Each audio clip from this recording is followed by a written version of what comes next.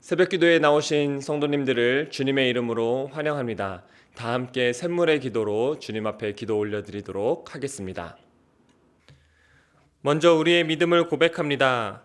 내가 여호와를 항상 내 앞에 모심이여 그가 나의 오른쪽에 계심으로 내가 흔들리지 아니하리로다. 아멘. 우리의 생명이신 하나님, 오늘도 하나님의 은혜로운 돌보심 가운데 살게 하옵소서. 왕이신 하나님을 모시고 살아가는 귀한 하루가 되게 하시고 하나님과 동행하는 기쁨이 충만하게 하옵소서. 교회를 위해 기도합니다. 내가 주의 이름을 내 형제들에게 선포하고 내가 주를 교회 중에서 찬송하리라. 아멘. 우리를 주의 교회로 부르시고 세우신 예수님, 하나님의 살아계심이 선포되는 교회 되게 하시고 주의 아름다우신 이름을 높여드리는 교회가 되게 하옵소서. 드리는 예배마다 임재해 주셔서 하나님의 영광을 보게 하시고 기도에 풍성히 응답해 주옵소서. 가정과 목장을 위해 기도합니다. 보라, 형제가 연합하여 동거함이 어찌 그리 선하고 아름다운고. 아멘. 가족을 허락하신 아버지 하나님, 우리의 가정에 영적인 질서가 견고히 세워지게 하옵소서. 아버지들의 영적 권위를 세워주셔서 가족들의 필요를 살피며 섬기는 따뜻한 가장이 되게 하옵소서. 어머니들이 현숙한 여인으로서 역할을 감당하게 하시며 경건한 부모를 통해 자녀들이 하나님의 복을 이어받게 하옵소서. 목장 모임을 통해 가정들이 영적인 가족이 되게 하시고 서로를 돌아보며 섬기게 하옵소서. 다음 세대를 위해 기도합니다. 너는 청년의 때에 너의 창조주를 기억하라. 아멘. 다음 세대를 준비시키고 계신 하나님, 우리의 자녀들이 창조주 하나님을 고백하게 하옵소서. 여름에 진행되는 주일학교 사역들을 통해 자녀들이 예수님의 성품을 닮아가게 하시고 세상에서 하나님 나라를 살아가는 믿음의 세대로 세워지게 하옵소서. 청년들의 학업과 진로, 결혼과 취업 또한 인도해 주옵소서. 나라와 선교를 위해 기도합니다. 우주와 그 가운데 있는 만물을 지으신 하나님께서는 천지의 주제시니 손으로 지은 전에 계시지 아니하시고. 아멘. 온 세계를 보존하시고 통치하시는 하나님, 우리나라를 긍휼히 여겨주셔서 하나님의 기쁘신 뜻이 사회와 문화, 정치와 경제 모든 영역에 나타나게 하옵소서. 백신이 원활히 공급되어 집단 면역을 이루게 하시고 사회가 안정되게 하옵소서. 우리에게 허락하신 선교의 사명을 감당하여 어두운 세상을 비추는 빛이 되게 하옵소서. 오늘도 모든 샘물 성도들의 형편을 돌보아 주시고 동행해 주옵소서. 예수님 이름으로 기도하옵나이다. 아멘. 오늘 저와 여러분들이 함께 나눌 말씀은 예레미야 40장 7절부터 12절까지의 말씀입니다. 들어있는 모든 지휘관과 그 부하들이 바벨론의 왕이 아히감의 아들 그다랴에게 그 땅을 맡기고 남녀와 유아와 바벨론으로 잡혀가지 아니한 빈민을 그에게 위임하였다 함을 듣고 그들 곧 느다냐의 아들 이스마엘과 가레야의 두 아들 요하난과 요나단과 단후메스의 아들 스라야와 느도밧 사람 에베의 아들들과 마아가 사람의 아들 여사냐와 그들의 사람들이 미스바로 가서 그다랴에게 이르니 사반의 손자 아히감의 아들 그다랴가 그들과 그들의 사람들에게 맹세하며 이르되 너희는 갈대아 사람을 섬기기를 두려워하지 말고 이 땅에 살면서 바벨론의 왕을 섬기라. 그리하면 너희에게 유익하리라. 보라, 나는 미스바에 살면서 우리에게로 오는 갈대아 사람을 섬기리니 너희는 포도주와 여름 과일과 기름을 모아 그릇에 저장하고 너희가 얻은 성읍들에 살라 하니라. 모압과 암몬 자손 중과 에돔과 모든 지방에 있는 유다 사람도 바벨론의 왕이 유다에 사람을 남겨둔 것과 사반의 손자 아히감의 아들 그다랴를 그들을 위하여 세웠다 함을 듣고 그 모든 유다 사람이 쫓겨났던 각처에서 돌아와 유다 땅 미스바에 사는 그다랴에게 이르러 포도주와 여름 과일을 심히 많이 모으니라. 아멘. 오늘의 말씀은 이런 사람이 되게 하소서입니다. 오늘 본문의 내용은 유다의 재건을 시도하는 장면입니다. 바벨론 왕이 유다의 초대 총독으로 그다랴라는 인물을 세우는데요. 이 그데라를 중심으로 해서 흩어졌던 유대 민족이 미스바로 집결하고 무너진 유다를 회복시켜 보려고 합니다. 오늘 하나님께서 원하시는 사람은 어떤 사람일까? 이 질문을 가지고 묵상하려고 하는데요. 이런 사람이 되게 하소서 기도 제목 3가지를 나누려고 합니다. 하나님께서 원하시는 사람은 어떤 사람일까? 우선 첫째, 존경받는 사람이 되게 하소서. 혀를 찌릿하게 되는 사람보다 존경받는 사람이 되면 좋겠습니다. 요즘 소위 말하는 꼰대가 아닌 어른이 되게 하소서. 그다랴라는 인물을 살펴보려고 하는데요. 이분은 정말로 존경받는 인물이었고 인정받는 인물이었습니다. 오늘 본문 7절과 8절인데요. 바벨론 군사들을 피해 유대 광야 지역에 흩어져 있던 모든 군대 지휘관들과 군사들이 그다랴가 유다 총독이 되었다는 소식을 듣고 미스바로 집결합니다. 바벨론이 무서워서 도망갔던 사람들이 그다랴라는 이 사람 하나 믿고 미스바로 모이는 것입니다. 일반 백성들과 군대 지휘관들 사이에서 깊은 신뢰를 받고 있었습니다. 지금 유다 백성들의 상황은 굉장히 어렵습니다.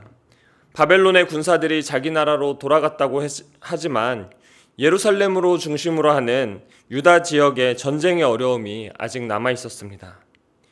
이런 상황에서도 오늘 본문 11절과 12절을 보시면 모압에서, 암몬에서, 에돔에서 이방 나라의 피신해 있던 사람들이 유다 재건에 동참합니다. 이것이 그다랴라는 인물의 영향력이었습니다. 또 내일 본문에서는 그다랴가 암살당하는 장면이 나오는데요. 스가랴서를 보면 나중에 유다인들이 이 그다랴의 죽음을 애도하기 위해서 이날을 금식일로 삼기까지 합니다. 백성들 사이에서 얼마나 큰 존경을 받는지 알 수 있습니다. 흩어져 있던 백성들을 모으고 그들의 민심을 수습하고 유다 재건이라는 회복의 희망을 심겨주고 있습니다. 오늘 보면 9절을 같이 보시면요. 너희는 갈대아 사람을 섬기기를 두려워하지 말고 이 땅에 살면서 바벨론의 왕을 섬기라. 그리하면 너희에게 유익하리라. 백성들을 향해서 현실적인 조언도 아끼지 않습니다. 우리 샘물 성도님들이 이런 사람이 되게 하소서. 많은 사람들에게 존경받는 사람, 인정받는 사람, 힘겨운 상황에 있는 사람들에게 꿈과 희망을 보여주고 또 현실적인 조언을 할 수 있는 통찰력을 가진 사람. 그래서 가장 적절한 곳에서 주님께 귀하게 쓰임받는 이런 사람이 되시기를 우리 주님의 이름으로 축복합니다. 아멘. 두 번째, 하나님께서 원하시는 사람은 어떤 사람일까? 두 번째입니다. 순종의 사람이 되게 하소서. 그다랴를 다시 한번 생각해 보면요. 유다 사람이지만 바벨론의 총독으로 유다 백성들을 다스리는 입장에 있는 그런 사람이었습니다.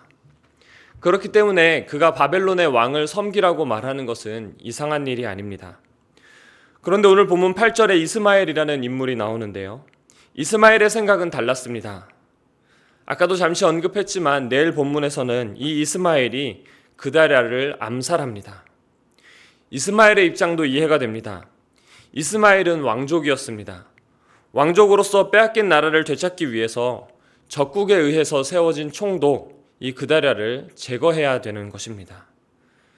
그다랴를 암살하는 것에는 성공했지만 쿠데타에는 실패해서 결국 이스마엘은 암몬으로 망명을 갑니다.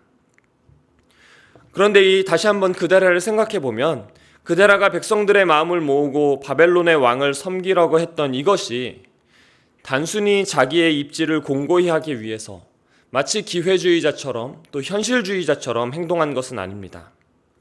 바벨론의 왕이 두려워서 정치적인 선택을 한 것이 아니라는 것입니다. 그다랴는 오히려 예레미야를 통해 전달된 하나님의 말씀에 순종했던 것입니다. 바벨론의 통치가 짧게 끝나지 않을 것이다. 남은 백성들을 돌보며 유다를 재건할 수 있도록 준비하는 것이 하나님의 뜻이라는 사실을 이 그다랴는 알았던 것입니다. 그다랴 스스로가 먼저 하나님의 말씀에 순종합니다. 오늘 본문 10절인데요. 보라, 나는 미스바에 살면서 우리에게로 오는 갈대아 사람을 섬기리니. 무슨 일이 있더라도 그렇게 하겠다는 의지가 묻어납니다. 하나님의 말씀에 순종하겠다는 결단입니다. 그리고 그 이후에 너희는 포도주와 여름 과일과 기름을 모아 그릇에 저장하고 너희가 얻은 성읍들에 살라.